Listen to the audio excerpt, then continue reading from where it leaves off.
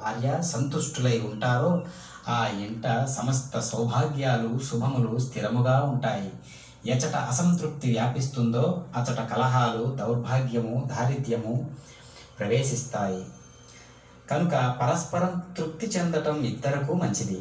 మూడవ కారణం పరస్పరానురాగ లోపం. ఇది కలగటానికి కారణం భార్యాభర్తల గుణకర్మ స్వభావాలు కలవకపోవటం, అభిరుచులు ఆశయాలు కలవకపోవటం. అది కలిస్తే అనురాగం దానంతటదే పెరుగుతుంది అని మనకు స్మృతి చెబుతూ ఉన్నది. చిన్న చిన్న లోపాలు వాటంతటవే సమసిపోతాయి. పరస్పరానురాగం గురించి అథర్వణ వేదం చెబుతూ ఉన్నది. చక్రవాక పక్షుల జంట వలె ఇహే